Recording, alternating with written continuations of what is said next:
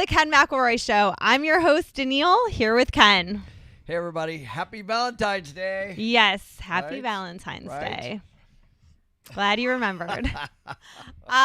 Anyways, we have a great show today. We have people tuning in from all over, Czech Republic, Italy, India, right here in Phoenix. That's awesome. Thank you, awesome. guys. I appreciate you all. Today, we're going to talk about, so we were laughing because I don't know, I went online last week and even this morning in preparation for today, there's all this, there's all these articles out that are saying why inflation is good. And I actually am cracking up on all of it. Now, some of it is actually accurate. Well, before we hop in, though, let's Yeah. just kind of recap our weekend. Let Okay, everyone get all settled. All right. So we had a big weekend. We had the golf tournament here. Yeah, big golf tournament. We get a box every year, so we go out and watch. If you guys haven't went to the golf tournament, even if you don't like golf, it's so fun. So you should definitely make a trip to Scottsdale and go one year because it's basically a big party. Golf is boring, as you guys know. Golf tournaments are boring. But this golf tournament is not boring. Just Google. If you haven't seen it, Google the hole-in-one on hole 16 and just look at the mayhem that ensued afterwards. It's kind of funny. Yeah. And then we watched the Super Bowl. Yeah. All right, and we went to the Chris Lane concert. We That's had a right. busy weekend. That's right. I missed the tour bus. We were supposed to go on his tour bus. Yeah, we missed the tour bus. But that's all right. So, Um, it was fun. We love country music, and it was a good time. And Yep. And the Super Bowl, we just hung at our house, had a couple friends over, and yeah, that's about it was it. fun. I had to laugh because people are saying where they're from, and Zazman just said, "I'm sorry, I'm in California." Oh, wow. So it's pretty funny. So anyway, so back to what you were saying. So we decided on this topic last week because I was reading Yahoo for whatever reason, and this random article came up that it was titled "Why Inflation is Good for the Average Person." Yeah, and so then- I obviously had to read it. Yeah, which, and there are some points in there. So, and you can't just completely bash it, but it is very slanted. So I went online because I was like, man, how many more are there out there? So I found one. This is CNN, and if you guys can look at this, why inflation can be good for the everyday American and bad for rich people. That's the topic. So I had to laugh because the title, but if you really dig into the article, I call it the bullshit sandwich. It starts off with something that's accurate, and then they put a bunch of stuff in there that's just wrong.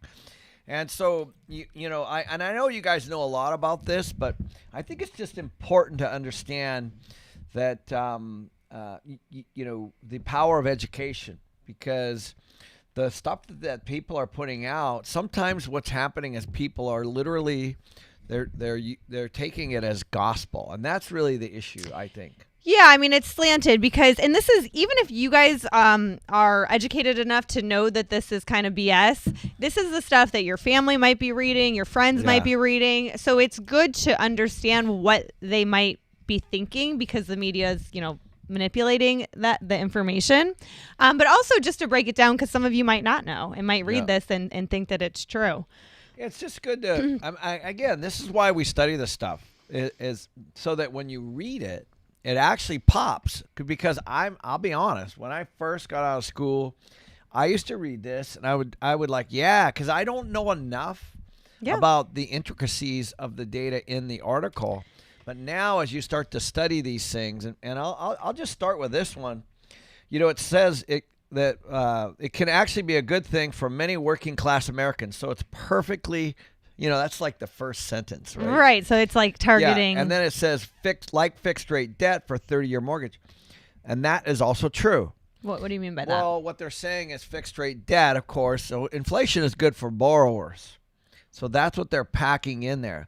But as you guys know, the overwhelming majority of Americans are not homeowners, right? A lot, this is a lot of people don't. People are saying they can't hear your microphone. Sorry about that. How's that, Jerry?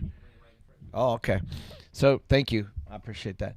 So what they're saying is if you have fixed rate debt, then it's good, and that's true. But they're also packing that into those are many working class Americans, which is again also true. But you have to look at the other side of it. inflation is not good for the saver. It is not good for the renter. Right. And it says this is the best part. It not only empowers workers but also gives them more money to pay down more debt. So, let's just go point by point through the article. So, they're saying it's a good thing that home prices are increasing.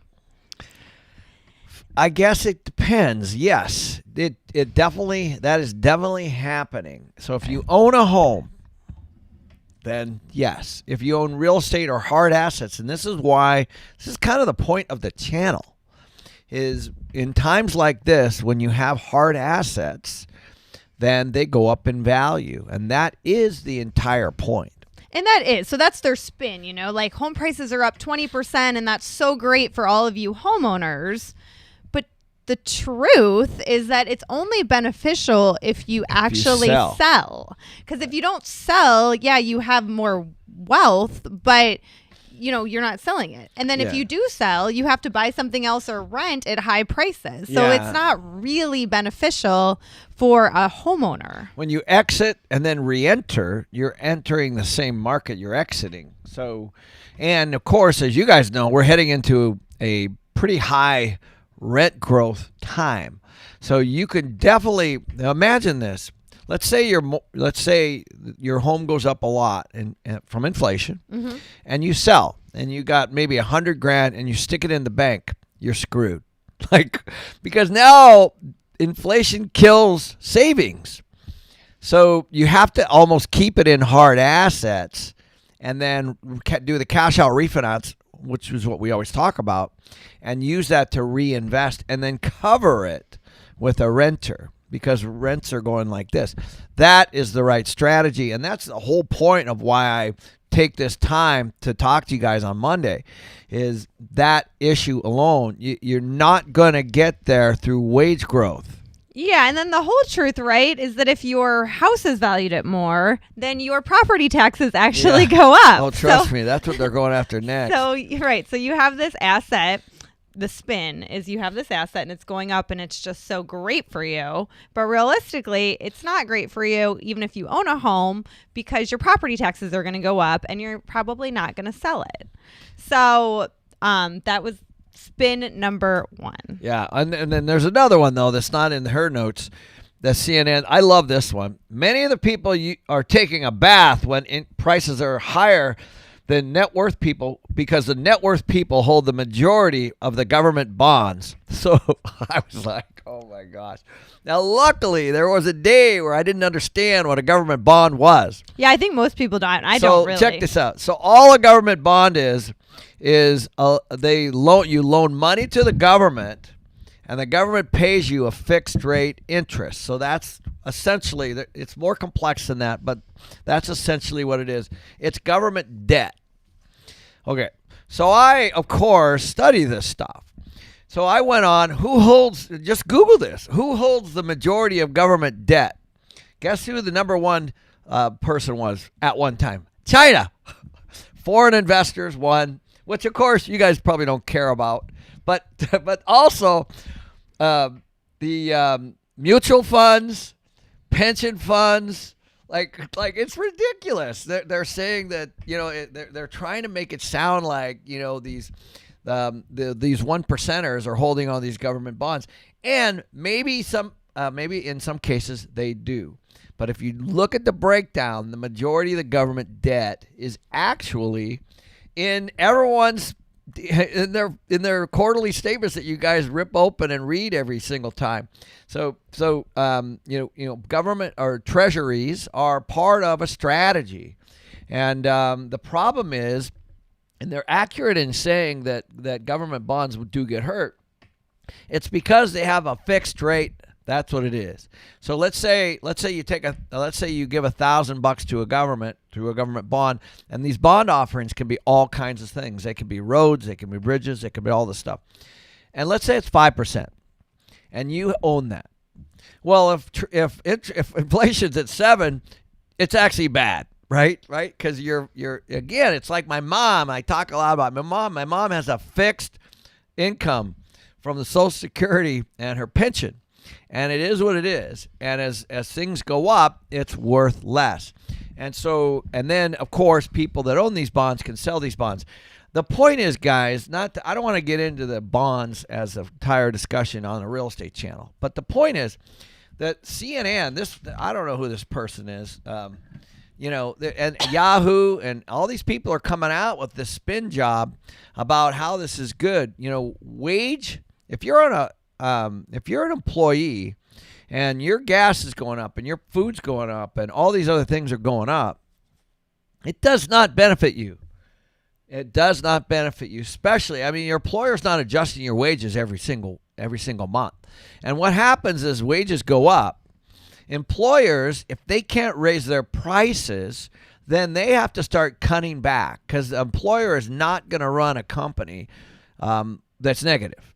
So they're going to reduce employees. They're going to try to turn to AI. They're going to do all these kinds of things to try to reduce their overhead if wages go up. So as wages go up, and they are, which is also good, and I'm speaking on behalf of all my employees. We have a few hundred. Their cost of livings are going up. So I know this. Yeah, and that kind of brings us to the next spin job. So before we get into that, make sure you like the video. It really helps us out. Slam the like button. And spin job number 2 is that, this one's great, actually. Workers will eventually benefit from inflation. So this is the spin. Because of supply chain issues we are having, it's creating inflation, which means workers' wages are going up, which is what you just said. So that's the spin. So and it's not because of the economy. It's not because we pumped trillions of dollars. Yeah. Oh, it's solely it wouldn't be that. It's solely because of supply chain issues. That's why we're having workers' wages which going is true, up. by the way. The supply chain issues are creating inflation. Yeah. But it's they're focusing on that. That's the problem. But the spin is that, the spin is also workers' wages aren't going up as fast as inflation. They are admitting that. But when inflation goes back down, workers will be ahead because their wages won't drop. So they're saying, when gas goes back to $1.20 and when the grocery store drops their prices and everything just goes back to normal, the workers' wages will still be up here, so they'll be benefited. So they're suggesting that prices are going to go down at some point. Down to where they were before. Yeah. I see. But the truth is that workers' wages are going up 5.7% and inflation is 7.5%, which is a big difference because inflation keeps rising and the wages are rising too, but not as fast. So the workers are falling behind. Inflation is then going to continue to go up, pushing workers farther behind. Yeah. So, and the whole truth is inflation isn't going anywhere for a long time. Right. It's not transitory, which they're saying. On the other side of it, there are some benefits of modest inflation. And for the last 10 years, guys, it's been right around 2%. That's been the Fed's target. And there are some advantages to having moderate inflation growth. There's a bunch of things that happen when prices go up. And one of them is consumption. People are like, I better buy now before prices go up. I better get a new loan before interest rates go up. And so the Fed is saying that they're going to increase rates. This stimulates GDP, gross domestic product. And that's actually what they're trying to do. So the other thing that I just want to point out, if you guys... inflation, as hopefully you guys have heard us say this a lot, it helps borrowers. So if you own, that's why that article on CNN started off the way it did. If you have fixed rate debt and inflation is a lot higher, then you're in a good position. So think of the country's debt. Think of, we always talk about this. Probably not enough, but in the 40s, after the war, the government had a lot of debt. Now, I know a lot of you probably weren't around then, but the point is just something to watch. And all of a sudden, inflation, the government allowed inflation to go up, and what it did is it reduced their debt. So all this money printing and all this debt that we have right now, this inflation is actually good for the country's debt. So that's what you need to wrap your head around. Yeah, it's easier for them to pay back their they debts. pay it back in cheaper dollars. Well, because our property taxes are going to go up, everything, all the tax collected will go up, so they can pay it back to who they owe. But it. also the actual debt number. Let's say it's $5 trillion. I don't even know what the number is right now. Let's say it's $5. If it's $5 trillion, and the value of the dollar gets deflated, then the debt number is what it is, that fixed debt. That's why the same thing applies on real estate. If you have fixed rate debt, so I have properties I've owned for 15 plus years, even 20 years. And, that debt is the same as it was 15 years ago if I haven't refinanced it. So that's kind of the point. That fixed rate debt stays the same. And as the inflation kind of erodes purchasing power over time, then that fixed rate, that $5 trillion, let's say, even though I'm sure somebody's going to correct me on this, it is what it is. It's going to stay the same unless they borrow more, and then it'll just stack on to the top of that debt. Viono says, before September 11th, carry-on bags were no charge. They're still charging. Nothing comes back down. Yeah. But on the other side of that, and this is, if you think about this, when an economy prints this much money, where does it go? It goes into people's savings accounts. Not good for savers. Inflation is not good for savers. Where does it also go? It goes into real estate and it goes into stock market. And this is part of the reason why we have these inflated prices.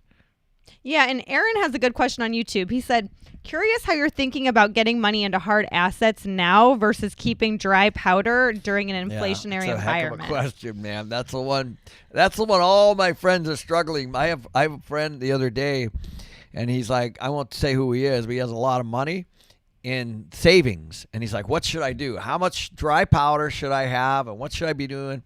And that's kind of the $1 million question. You got to have some liquidity for for a rainy day, call it, or a reserve. And then you also have to have enough for just in case things go sideways and we start to see, some of these prices and everything go down, just like they will, guys. Things don't always go up. So But you also don't want to necessarily, because people are talking about selling their real estate and then waiting for the crash. If you have cash flowing real estate, you don't want to sell it because you don't know when the crash is going to be. Not now. The rents are going to keep going up. Not now, guys. Not now. Yeah, you do not want to sell cash flowing real estate when you have these kinds of inflationary numbers on both sides. One is, I can assure you we have a shortage of housing. We have more demand than supply. 2, rents are going up as a result of multiple reasons, supply chain issues, so shortage issues. And so whatever you have, I guarantee you, you're going to start to see some serious rent growth. And also, if inflation continues, let's say inflation is, another 7-8%, and you have, let's say, $500,000 in hard assets, then you've all of a sudden, that's gone up by 7 or 8%, and you have created some equity. So that's why I'm saying in some cases these articles are correct, but that's if you own them, and also if you harvest it. Right. Brenda says, sell your cash flowing real estate to me. So before we keep going, make sure you hit the like button. Also, next Wednesday, the 23rd, we have that AirBNB webinar coming up. Local Airbnb management company in Scottsdale. They're rock stars. They're really good at what they do. They're going to show you how to get started all for free in Airbnb, whether you're going to do it yourself or hire a management company. We don't know a ton about Airbnb, so we were blown away by some of the things going over things with them. So it's kenmcroy.com/webinar. Go register. If you miss it live, we do send it to you if you're registered on the back end. But if you are live, you can ask questions. So they're rock stars. I highly think you should can make a lot of money in Airbnbs. It's going to be fun. I've learned a lot, guys. I don't do a ton of Airbnbs, as you know. We've done a lot of short-term stuff. But Airbnbs, is the good operators have taken this business a whole different level. Oh, yeah. But you can lose a lot of money in Airbnb, too, if you don't have the right place, you don't do it right. We learned a lot. So definitely tune in. It's a lot different than just buying some furniture and throwing something in that's there. the old Airbnb model. Yeah, that's the old You won't Airbnb. make money doing that. Yeah. Okay, so the third spin job, this is actually my favorite from this article, is that the average person benefits from rising interest rates. So that's you're going to benefit from this in the long run. So this is why. By the way, this is Yahoo. Yeah, this is Yahoo Finance. Go on there and hit a bunch of negative not just likes. Yahoo Finance. Oh yeah. Really? When interest rates rise, your savings rates rise. So that's their spin. So, that little bit of money you have in the bank, because all the inflation's eating away at all your money that you can save, you'll get a little bit more of a return than the 0.01%. You can go from 0.5% to 1%. And when inflation's 7, then you're only losing 6. Yeah, then you're great. Yeah, it makes a ton of sense and to me. then they also threw in, this was funny, it'll also be cheaper for you to travel abroad because your dollar is I don't even know. I guess it's more stable. So I give them this one because in all honesty, if as you guys, hopefully you study currencies. I've talked a lot about the difference, growing up on the Canadian border as a kid. I used to go across the border with $1 and come back with $1.40 and change, right? So I would, that was my 10-year-old way of having currency hedge. So the Canadian dollar does go up and down, and the US dollar does go up and down, just like the Mexican peso, all those other, currencies, they fluctuate. So there could be something to this, but again, it's not as reliant on the U.S. dollar as you would think. Well, and the truth is, your savings rates might rise a couple percent, but your non-fixed debt, which is why we tell you guys to get out of non-fixed debt, will also rise. So your credit cards, your private loans, some of your student loans, if they're private, those can all go up, right? So now you're paying a higher interest rate for your debt, which is probably going to cancel out any kind of savings interest rate that you've obtained. Think of credit. Think of everything else, guys. Yeah. Anything floating. So that's why we keep talking about fixed rate debt. So a floating rate means obviously that it floats with, let's say, the federal funds rate or the SOFR rate, SOFR rate, or whatever it is. Your rates float based on indexes that are out there. LIBOR, which is the London Intercreditor Bank Offering Rate. I think something like that. LIBOR, LIBOR. Those are all indexes. So they float around. And so it's important that you understand that. And as they float, I was having a conversation with my partner this morning because I'm like, how do you track SOFR? And he's like, I don't have a clue how this thing works, So they give you a SOFR plus, let's say a spread. Well, so if nobody knows what SOFR does, it will go up like this, even if the spread stays the same. So it's just, there's two components to these, and you just got to know that if you're in some kind of floater or in some kind of credit card, these fixed rates are what you want, unless you're in a government bond that has a fixed rate, unless you're on fixed income. Those are things that hurt people. Well, yeah, the money coming in fixed hurts people, but the money going out, you want fixed. That's right. Because in times of inflation, like you said, you don't know how much your credit card percentage interest will go up, or your loan will go up, or anything will go up. Yeah, you just want to be on the right side of the ledger, and that's why borrowers using fixed rate debt are going to kill it.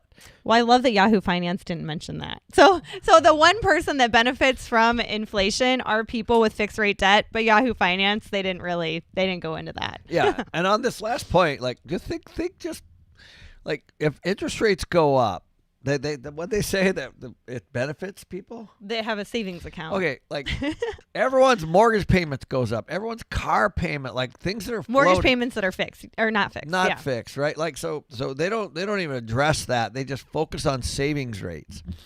So the point is, these, I'm just going to call them idiots. Like, these people are idiots. Some of them are idiots. You know, and what they do is maybe they know just a little bit. Maybe there's an agenda. I don't know. But you got to be careful on what you're reading, what you're digesting, and because people are making decisions based on some of this information. And, you know, this is why education is so important. You have to know, like this weekend we were reading this article and we were both laughing. And so because Danille studies this stuff, she sent it to me and she's like, let's do this on Monday. Yeah. And had she not known, you know, what to look for, and had she not been studying, she would, honestly, like a lot of our friends, even some of my family members, would gloss right over this. Well, 10 years ago, I would have read that and been like, oh, good. I'm glad, you know, inflation is good because it's happening, you know, and that's good for the everyday American. Yeah, it's good for me. Hurting the rich. The narrative is perfect. Well, and I also think, though, that like some people watching now probably aren't aware of this because it's not common knowledge unless you go seek it out and really understand what's happening. But also it just helps people relate to their friends, their family, their spouse, people that aren't educated, and maybe, you know, understand and try to educate them versus get upset with them when they don't, you know, they're reading this stuff. They're being brainwashed by this stuff. So, I mean, it just is what it is. So, yeah, and I'm not saying that they have ill intentions, a lot of these people. They just don't know either. So yeah, the article writers may not. Just be careful what you're reading. It's just so important to as Kiyosaki would say to me, you know, who are your teachers? It was pretty powerful if you think about it. Who are you actually getting your information from? And I think that's kind of the point of this. I was actually pretty surprised because when you sent me the Yahoo Finance article, I went in and started looking at, and all these major networks, not all of them, but most of them all have kind of a similar spin job, a little bit different. But especially the government bond thing just threw me for a loop because, I mean, like, you know, they obviously this person hasn't a clue because government bonds are not owned by rich people. They're jammed into mutual funds. They're jammed into pensions by hardworking everyday Americans. That's who owns these things. So, you know, Robert actually wrote a book on Who Stole My Pension. It's a great book. You guys should read it. It's mind-boggling. So, just be careful. Inflation's coming, guys. It's here. Be on the right side of the ledger. Jay has a good question. He said, how do you lock in a long-term loan on commercial debt? Is there a way to do that? Oh, yeah. We did it this morning. Like, yeah, I'm actually working on 2 new deals plus 2 refinances. And so, yeah, you know, the pricing is a little actually weighted more toward the floaters right now because they're trying to you know do that. You think about it, the floaters right now are actually getting a little more love than the fixed. Floaters means adjustable. Yeah, floating rate debt. So, but yes, they'll price them however you want, and also you can do things like what's called capped ARMs, which is capping an ARM. An ARM is an adjustable rate mortgage. So there's all kinds of products out there for you that you can hedge. You can buy an interest rate cap, which is, you know, the cap. You can actually do that. There's so you guys should dive into this topic. Maybe we should do a whole topic on interest rates. That would be actually good. We'll do that for the future. Yeah, and be careful what you sign, guys, when you're in the bank, because I used to work in a bank when I was in my early 20s. Let's tell us a story. Well, you know, my manager, you know, the loan papers are like, I don't know, 50 pages long and whatever. And we would have people sign on the home equity line of credit and it was adjustable. But my manager told me it capped at like 9%, right? So I never read it. So I just would tell everybody, hey, you know, it caps at 9%. You know, hey, the rates were low back then. They were like 1.99, but it caps at 9%. And everyone just sign it, whatever, go through the day. And I didn't know that I was lying. I just thought my manager told me that, so I just assumed. So one day this couple, they're reading through it. They're like, we're going to read through all the loan papers. And I'm like, okay, because, you know, I'm 25. So I'm like, oh, whatever. I don't know why they're doing that, but okay. Commissioned salesperson. That's what we call it. So they're reading through and it's taking forever. And they go, we don't see where there's a cap. Like, it doesn't say anything about a cap. And I'm like, oh. So I asked my manager, and she says, oh, no, I think there's a cap. So then we have to call down to the office, and they're like, no, we don't have caps on our home equity line. So all these people that I told there was a cap, my boss told there was a cap, and people at the bank don't necessarily know what they're doing, obviously. And so people are just signing it assuming there's a 9% cap, and there's just not. So these people caught that and then decided to not do it. But my point is just because somebody tells you, oh yeah, this loan has a cap or this has a cap, you want to see it in writing and see where it says that in your loan docs, just to be sure. Yeah, the world is full of salespeople that don't understand. So trust me, guys, this is you need to do your own homework, your own due diligence. Trust but verify. Yep. That's what I always Trust say. but verify. And your banker or your loan person like me might not know that they're lying to you. It's just that they've been told, and it's almost like telephone. It just goes down and people just sign the documents, and we get our commissions, and it's the end of the day. So anyways, this is the manager that stuffed money in her boot. Yeah, my manager ended up stealing a bunch of money, but From that's the a bank. whole another story. Yeah, more on that later. Yeah, more on that later. Yeah, anyways. So I love it because before I was a banker, I was a bartender, and my dad's like, I'm glad you're getting out of the bar business. People are so sketchy. And then I go work in a bank, and my boss feels like over $100,000, so, within a couple years, and I'm the one that caught her. So that was interesting. But anyways. On another note. Thanks.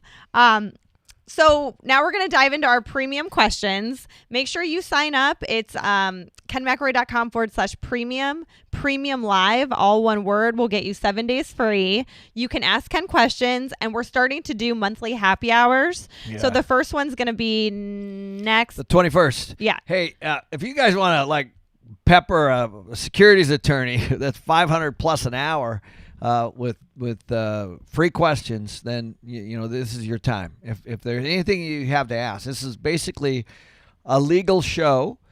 He's an attorney, so I brought him on for a reason, for our premium members, so that you guys can get your questions answered, and that's kind of the point of being a premium member. So thank you. Yes. So our first question is from Matt from Premium. Sorry, guys, I still have this cough. Where can an investor go to find 30-year fixed-rate financing for properties held in LLCs? Yeah, so this is I think what a lot of people, the LLC is set up for asset protection for you, not necessarily for the bank. So you have to have them separate. So it's good that you have an LLC, and congratulations for that, because the LLC is there if something goes on with the tenant, or you don't want people reaching into your other assets. So you want a single purpose LLC. It's called an SPE for your asset. It doesn't necessarily have any history. It doesn't necessarily have a real track record. Right. It's like a business with no... It's literally just an asset protection vehicle that you stick your equity in over here. Now, the bank is probably going to be looking at you as the person that's going to be paying it back. So you don't really, the goal is not necessarily to get a loan from the LLC. But they are looking at the equity. And they are looking at the business, and they are so let's say it's a commercial building with 10 tenants, and they're looking at the 10 leases, they're looking at the existing expenses and all those kinds of things. So the bank loans on the net operating income, which is income minus expenses. You think about it, that makes a lot of sense. So you want your income high and you want your expenses as managed as they can be. Then the bank takes that and they look at it. And they say, let's say that's $100,000 a month. The bank's going, okay, how much loan do I want to lend against this number? That's what we call a debt coverage ratio. So those are that, but the LLC is just asset protection. It sits over here to protect you from other things. Let's say there's a fire at the building. Let's say there's, somebody sues you for something. Well, you don't want people to have access to that equity or your asset over there. The bank looks at things very differently. So even I have to sign personal guarantees. They're called bad boy carve-outs. And what it means is there's a fraud issue, or there's gross negligence or gross mismanagement. Those are what's called the bad boy clauses. I have to sign those, and they look at my financial statement, my balance sheet, my liquidity, all of those things. So even all this stuff that we do, it still might be non-recourse, which means that I'm not personally guaranteeing the loan. They still are looking at all of that. I'm the guarantor on a lot of things, especially on those bad boy carve-outs. So they're very different. So it's a good question, but they're not going to loan against the LLC. But you can still put it in your personal name. You can Yes. put the loan in your personal name. So that's kind of what you have to do. Yeah. So Laurel from Premium has a good question. They said, I'm normally a flipper, but I'm considering a short-term rental. She's told it'll cash flow $7,000 to $8,000 and there's no HOA, but the neighbors have come out and told them, we don't want this. Yeah. Well, should I sell it and make out my $150,000 equity that I can make, or should I try to keep it in hopes that I make the mortgage every month? Because he's not proven that it will make $7,000 or $8,000 a month. I'm only pulling out money because I'll use it for another. So he then wants to pull out money against it for another. yeah. flip. Well, it's an interesting question. One is good on you for making sure it doesn't have an HOA. I don't know the relationship you have with your neighbor, but if you don't like them, you should do it. No, I'm just kidding. I think it's a judgment call, really. The neighborhoods don't. What do they think of? They think of a lot of short term, a lot of partying, those kinds of things.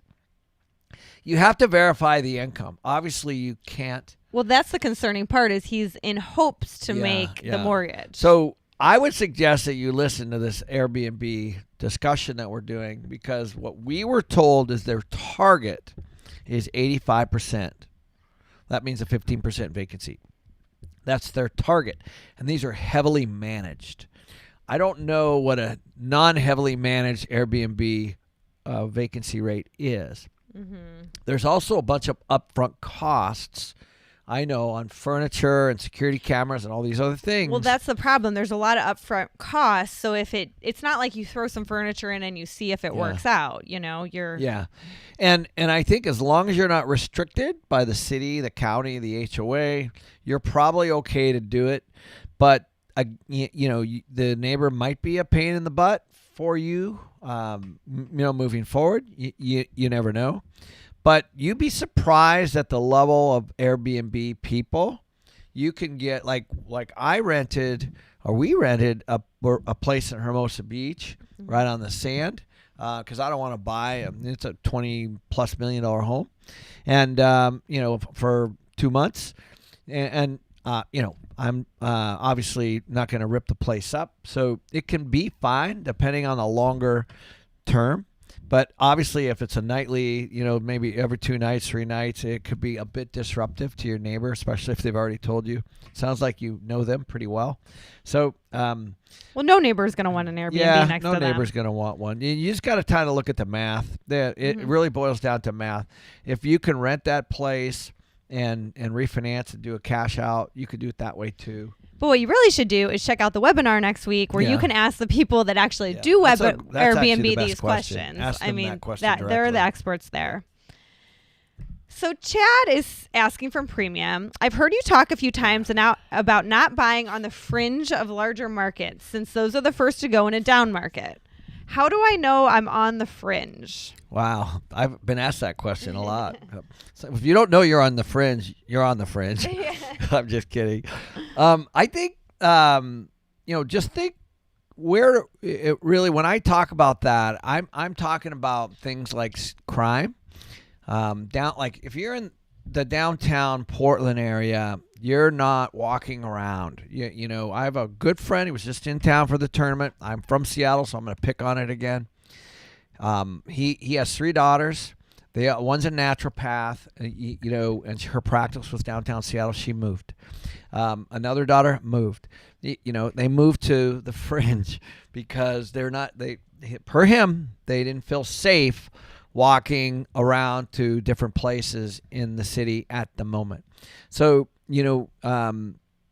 but what you want is you want to be where people want to be.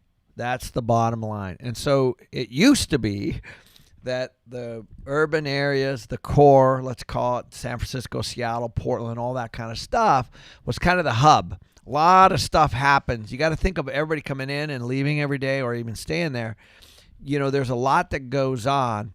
And as you get pushed out further and further and further, prices typically go down because people are struggling with commutes, they're struggling with crime, and typically rents are more in urban areas, like those kinds of things. So that's what I meant by the fringe. Yeah, but I have an interesting story. So I used to be a school teacher. So all of my past, this is my first job out of college. I was a teacher, and I taught in a place called Maricopa in Arizona. So when I taught, I had all these people that with these really nice houses from Chicago and in California, and everyone buying this up and coming area. Then I had people that, it wasn't as nice of an area too, and they were kind of like coexisting, and it was very interesting dynamic from an education point of view. So then what happened was Maricopa was supposed to be the next up and coming area. Well, once the market kind of tanked, everybody just dropped their keys in Maricopa. Nobody wanted it because it was far. The housing prices were depreciating like crazy, and everything kind of came back into the Phoenix Center market. Maricopa was maybe 45 minutes. Yeah. Yep. So this is what we're talking about. And it was like over an Indian reservation. I mean, it was a hike to get there, but it was really, that area they were building was really nice. Yeah. So an area that was, it was the way it was, and then people come in because they get more land, they get more value, they get bigger homes, all those kinds of things. And they're, I call them pioneers. So you want to be careful not to be a pioneer in that kind of area that's transitioning. I one time we had, I met with the Phoenix mayor. They had properties they called them slumlords. It was actually, was a way to probably get it reelected, but he had 10 properties on the slumlord list. So I went and met with him because I knew him. And so we sat down, we had lunch. I'm like, okay, I'll buy all of them. Like, why don't I just fix this for you? And he's like, really? I'm like, yeah, I'll go in and, reposition them, bit better management, all that kind of stuff. I went to the neighborhoods. It's like, I went back to him and I said, I can't do it because you can't manage your way out of a bad neighborhood.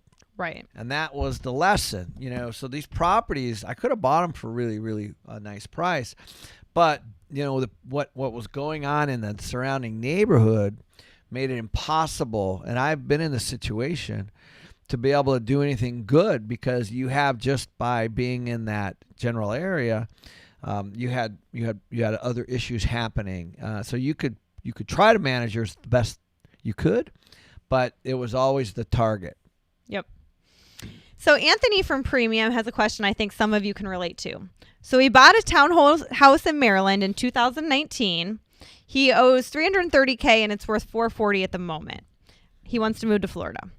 So his options is he could sell and cash out and walk away with about $70K in the bank, and then fight to buy a home in Orlando or rent an apartment in Orlando for 3 years.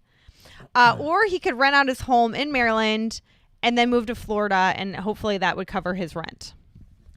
Yeah, so I just talked to a friend about this, and you got to make sure this works. But he just checked this out. He's doing the exact same thing. He's selling something in Oregon, and he's moving the money to where he wants to go, but he has to rent it for 1 year. He's doing a 1031 tax-deferred exchange. Now, you got to make sure this works because I was actually going to check it out. But he checked with his tax person. So he's rolling the money and renting this place for a year to an area that he wants to be. So you might want to consider that. But the one thing that I would be careful of is selling and then you got to pay that capital gain, the depreciation recapture, all those kinds of things, and then just buying in at what is now obviously a very hot market. But if you can make a lateral move And now the way a 1031 works is you have to identify the property, I think within 90 days. I could be wrong. Maybe it could be 45. You have to close in 6 months, and you can't touch the money. And you have to buy something at or more. So, and you need to make sure it all works, but that might be a strategy if you want to move. You can take that and then eventually move into it later. Yeah. I mean, you don't want to be priced out of a market because you sold. Chad is asking, I recently came across something I've never heard of before. Sorry. A ground lease. It's basically the parking lot of a Walmart that is for sale. It has a lot of time left on the lease. What are some pros and cons of this type of investment? It's a good question. I've never heard of a ground lease. Yeah, they're out there. So remove the word ground and just think a lease. So it could be a state lease. It could be a Native American lease on a reservation. It could be a ground lease. So it's a lease. So somebody else owns it and you're leasing it. That's essentially what you need to know. The challenge that you have with that is financing. So the financing is tough. And if you guys want to look at some real estate nightmares, take a look at people that own properties on leases and then lose them later. Like let's say the reservation. I grew up in the Seattle area, as you guys know, and we have a lot of Native American land up there.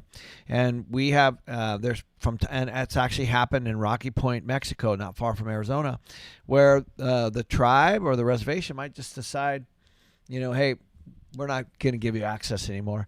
So that's a lease, and they can do that. Now, you can fight them and all that kind of stuff, and you can get into the legal documents about all this. But the bottom line is it's a lease. And it's very hard for somebody to wrap your head around, being behind on a lease because there really is no collateral. And that's the biggest issue. So the lease itself is extremely important.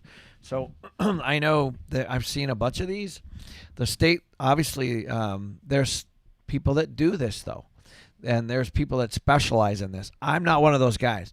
But I know friends that do deals on Indian reservations and Native American lands. I know people that have done deals on state leases. And I know people that have done deals with ground leases. But they are literally leases. And obviously, if you have a short-term left on that lease, then the issue is, of course, the renewal. And what's that going to look like for you? Well, and that's going to move with inflation, too. It's a good question. If you're watching, make sure you hit the like button. Really helps us out. Would love to get over 200. So Kim is asking from Premium. She has some mature savings bonds coming up, and she doesn't know if she should cash them out or not. She's afraid of what would happen to savings bonds if something catastrophic happened. Wow. I don't know. It depends on the bonds and how much they are and what you're going to cash them out. The issue, again, is what are you going to do with the money? Right. And inflation is killing people that are savers right now, and it depends on the price, the yield on the bond and all that kind of stuff. So this goes back to that when we were making fun of CNN earlier about government bonds and the fixed rate on the bond. Typically bonds have fixed rates. So if the fixed rate is a lot lower than inflation, then it might make sense. But again, you got to be careful because the question really is, what are you going to do with the money? Right. If you're going to put it into something that's making less of a percentage, you don't want to do that. Yeah. But if you're going to invest it in something making more of a percentage, then it would make sense. And as you guys know, I don't like to do real estate or investment advice as much. I like to just give you some of the tools to ask and to consider. Right. Garrett from Premium is saying, what technologies are you looking at to make your company more efficient? And how do you think the Metaverse is going to change syndication and investing? So those are two very different questions, but I have no problem answering them both. First of all, technology has changed a lot of really good things. In some ways good, in some ways not good. So from an accounting standpoint, from a data standpoint, it's spectacular. So this morning I had my investment committee call. It was an hour, and we were going over all the deals that we're doing. And the information that we're able to get through various software platforms for expenses and debt and rent and crime statistics and all that kind of stuff. It used to be old school that way. Literally, we would try to get police reports. They weren't online. You'd have to call somebody, and so the process is much quicker. We use a software to manage our company. I think I've talked to you guys about it. It's called EOS, or Traction Tools, and we use that. We use our accounting software named Yardi. Things are app based. We have YieldStar and CoStar. Those are also things that we use from a tech standpoint. And there's all kinds of stuff like that the hotel businesses used to use for pricing hotel rooms. I think it was called Rainmaker. So there's all these really cool software platforms that are for on the expense side, on the income side, on the management side, that are awesome. And we from time to time, sometimes we find one and we don't like it, and we move to another one. But generally, I think that you're going to see that these are not going to stop. And also the other thing that we're finding are these chatbots. Chatbots are, they're not new, but they're starting to get smarter and smarter and smarter and smarter. We roll that out. Metaverse is different. Metaverse is literally virtual reality, and the question is, people are investing in Metaverse. I did a video on this on YouTube, so you should just take a look at that. Well, it's interesting, right? Because people are investing in the Metaverse, but is that like another craze, or is that going to turn into something? I mean, people rent real estate because they need a place to live. The funny thing is, this is no joke. I literally, this morning I was coming to the office and Kiyosaki called me. He's in Hawaii right now. And he asked me this exact question. And he's like, what's this Metaverse? And how and so it's popping up. Obviously, Facebook renamed their company to Meta. And there are people buying in Metaverse. I think the famous is Snoop Dogg, sold his Snoop house, or whatever you want to call it, in the Metaverse real estate. But I've also talked to some people that are seriously jumping into this. They really think it's going to be something. I don't know. I personally like the physical. So yeah. I don't know. There's a lot that has to happen. I mean, like financing, like a lender wants, like if I mess up, the lender wants my building. Like, you know what I mean? They want it back. Like they want to be able to sell it to someone else. And there's a lot to consider here. Yeah. And we want to mention now you have a upcoming event coming up, a live event in June. That's right. You're going to be speaking at, it's not going to be a real estate event. It's an infinite event. Yeah. Limitless. So as you guys know, I get invited to a lot of real estate seminars, and I speak at a lot of them, and I they don't wow me anymore. and I think a lot of people, what I found is that there's a lot of people there with a lot of questions on a lot of things, and I also am looking at gold. I'm also looking at crypto. I'm also looking at stocks and bonds and mutual funds, and I'm also looking at obviously real estate and different kinds of real estate, and I'm looking at all kinds of things, the economy, as I consider what I'm going to do. And I'm not all in, as you guys know, in one thing. So we created this live event. It's in Scottsdale. We're gonna have a website up in about a week, I think, but it's gonna be called Limitless. We're gonna have 40 to 50 speakers, and it's essentially going to have legal, it's going to have tax, it's going to have entrepreneurship, side hustle stuff, it's going to have real estate. There'll be no selling from stage. It's pure education. And that was one of the requirements that I had in doing this event. I'm excited for it, and we'll put more stuff on it soon. It's going to be the 10th and 11th. There'll be like a happy hour that Friday. I think that's the 9th or the 10th, and then the Saturday, Sunday. It'll be at the Westin Kierland in Scottsdale, and we've already got at least 15 speakers confirmed, including Kiyosaki, all the Rich Dad advisors.